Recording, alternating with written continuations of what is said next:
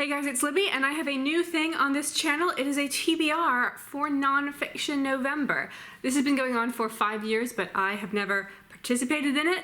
Now, we're gonna change that because I finally own more than 4 nonfiction books, which is helpful. Now, technically, all you have to do to participate in Nonfiction November is read some nonfiction during November, but they do give you 4 guide words, 4 prompts to inspire you.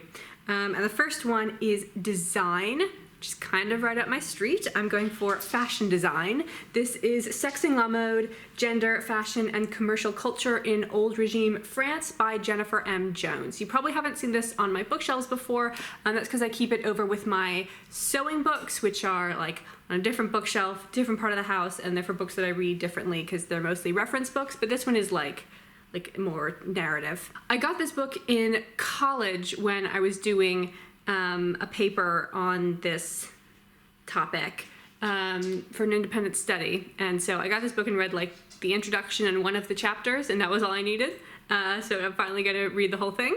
I totally do not remember what it is about though.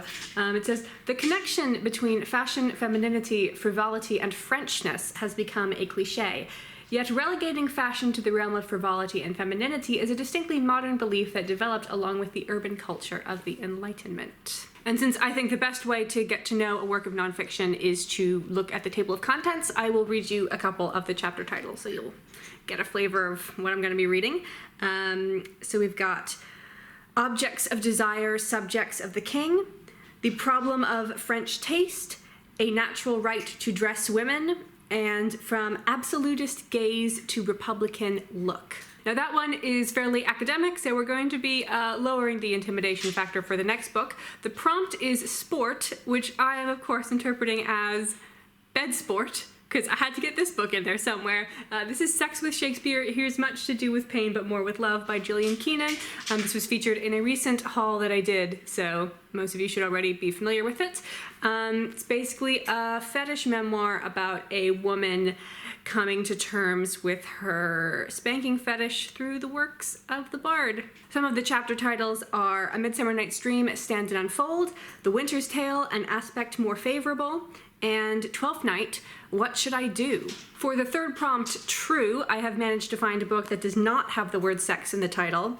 Why would anyone ever read one of those? This is The Gifts of the Jews, How a Tribe of Desert Nomads Changed the Way Everyone Thinks and Feels by Thomas Cahill. This is the second book in his Hinges of History series. I read the first one, How the Irish Saved Civilization, last year, and this is about like ancient Jewish culture and the effect it has on modern culture.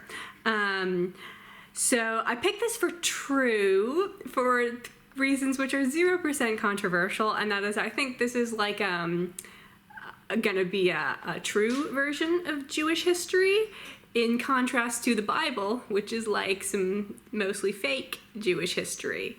Yeah. I don't know why I'm worried about people like clicking away or unsubscribing, because I mean, if you were gonna leave me for me saying I don't think the Exodus happened, then you probably would have left me for a spanking book. And the final prompt is voice, and I mean, you could have just said you needed me to read some John McWhorter. I would have happily obliged. So I'm going with a linguistics book. This is Talking Back, Talking Black Truths About America's Lingua Franca by John McWhorter, my academia crush. He has a podcast called Lexicon Valley, which is great. So yeah, I may also read his other book, Our Magnificent Bastard Tongue, The Untold History of English. I said his other book, I mean one of his other books. He's written several. Yeah, which is about like the development of English in the Middle Ages, possibly also pre-Middle Ages. So this is a phonology, grammar, and sociolinguistics of Black English. And the chapter titles include It's Complicated, But They Can't Talk That Way in a Job Interview, and Through a Lens Darkly. So that's the TBR. It's also maybe this one sneaking in there. You never know. Thank you very much for watching. See you for Nonfiction November.